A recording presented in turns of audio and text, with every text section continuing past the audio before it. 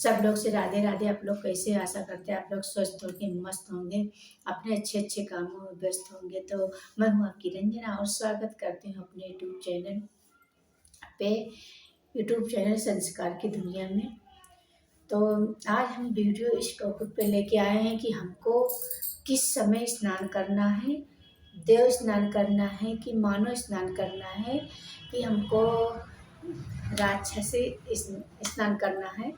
तो देखिए, अगर आप ब्रह्म मुहूर्त में देव स्नान होता है, अगर आप देव स्नान नहीं कर पाते तो आप मानव स्नान कर लीजिए। मानव स्नान सुबह से 7 बजे से 10 बजे तक होता है, तो आप मानव स्नान कर सकते हैं, लेकिन आप राक्षसी स्नान ना करिए। तो ये रही स्नान करने की, आपको ब्रह्म मुहूर्त में ही स्नान करना है। आप 6 से आप इतने समय ठंडी में आप 6 बजे से 7 बजे तक स्नान कर सकते हैं, 7 से 8 बजे तक कर सकते हैं, लेकिन उसके बाद में मानव स्नान माना गया है। तो नहाते समय हमको किन किन बात का ध्यान रखना चाहिए, जिस समय हम स्नान करते हैं उस समय हमको कैसे स्नान करना चाहिए। पहला नियम है कि हमको पूरब पूरब पश्चिम पूरब की तरह, अगर आपका बाथरूम जैसा भी हो आप घूम कर स्नान कर सकते हैं, तो आप पूरब पश्चिम स्नान करिए। दूसरा नियम क्या है कि आपको बिना वस्त्र के स्नान नहीं करना। आप जैसे आप स्नान कर रहे हैं तो कोई भी कपड़ा आपके ऊपर जरूर हो, बिना वस्त्र के आप स्नान नहीं करना। दूसरा नियम ये हो गया। तीसरा नियम क्या है कि हमको स्नान करते समय भगवान का नाम लेना है। आप गंगा जमुना सरस्वती जी का नाम ले सकते हैं। गंगा जमुना सर नहीं, जय श्री नारायण, जय श्री नारायण।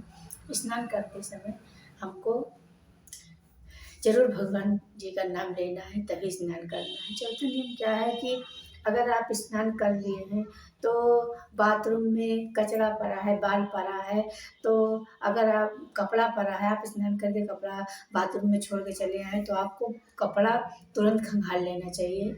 अगर आपका पेटीकोट है, नहीं आपका सूट सलवार पहनते कुछ भी, तो आपको खंगाल लेना चाहिए, बाथरूम में छोड़ के ना आए।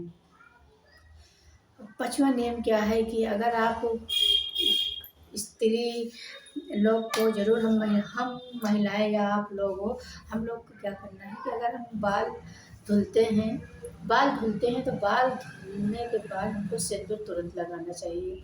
गीले सिंदूर में ही ये ना समझे कि हमारा बाल मतलब ये गीला है बाल तो हम सिंदूर न लगाएं। नहीं, आपको सिंदूर तुरंत लगाना चाहिए, लेकिन तेल तुरंत न लगाएं।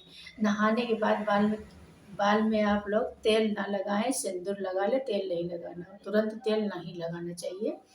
कहते हैं कि तुरंत तेल लगाने से मायका गरीब होता है, तो आप तुरंत तेल ना लगाइए। जिस दिन बाल धुले उसके दूसरे दिन तेल लगाइए।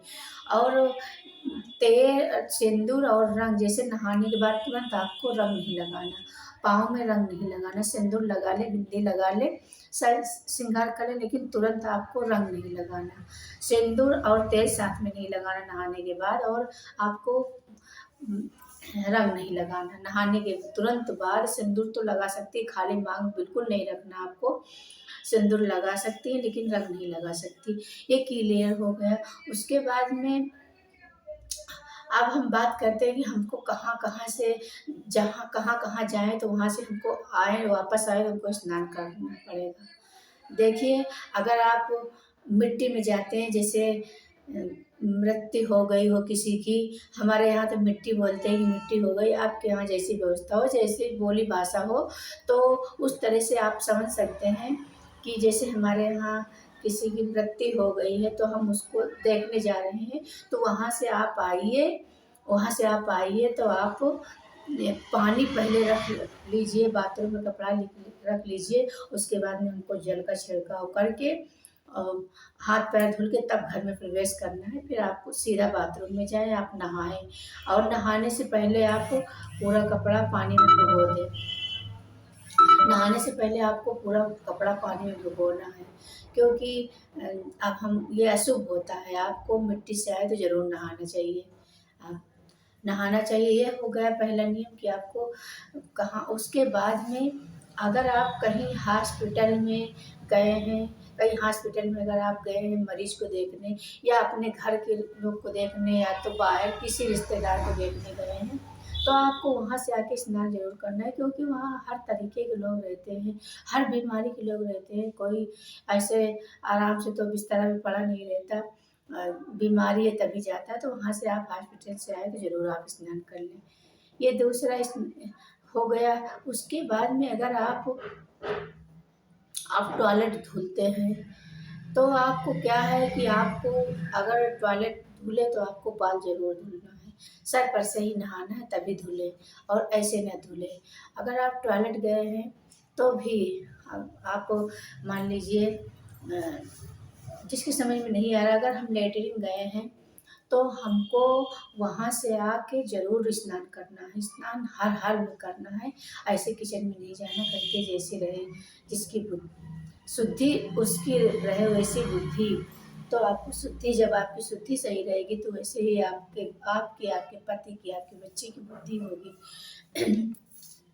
तो आपको और चौथा नियम ये है। पांचवा नियम क्या है कि अगर अगर आप गई, जैसे कहीं ये होता है कि कहीं छोटे बच्चे देखने गई, तो जब उसका जन्म होता है, जब बच्चे का जन्म होता है तो 2-3 दिन के बाद हम संयोग से हमें जाना पड़ जाए, तो आप वहाँ से आएँ तो आपको स्नान करके ही घर के छूना है सब सामान, ऐसे आपको नहीं छूना। तो ये क्लियर हो गया।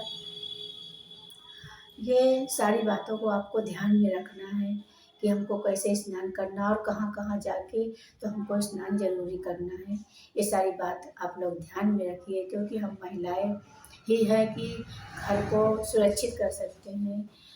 नहीं तो देखिए, हम महिलाएँ, आप जैसी स्त्री ही घर की लक्ष्मी है। अगर हमारी लक्ष्मी सही रहेगी, हमारा स्वास्थ्य सही रहेगा, हमको अपने स्वास्थ्य के भी ऊपर ध्यान देना है। अब ठंडी आ रही है तो हमको कैसे स्नान करना है, आपको स्नान करके ही किचन में जाना है, लेकिन आप पानी गर्म कर लीजिए। जे देखिए, आजकल तो सबके यहाँ लाइट हो गई हो, आप एक रॉड ले लीजिए। नहीं रॉड ले सकते तो आप थोड़ा-सा पानी गर्म करके मिला के और ज़रूर स्नान करना है। पानी अगर गर्म करके मिला के आप स्नान करेंगे, समय से स्नान करेंगे तो आपको कुछ नहीं होगा। और फिर तो भगवान की मर्ज़ी है, सब विधाता करता है। हमारे हाथ में क्या है? हमारे हाथ में कुछ भी नहीं है। हमारी क्या औकात है करने की?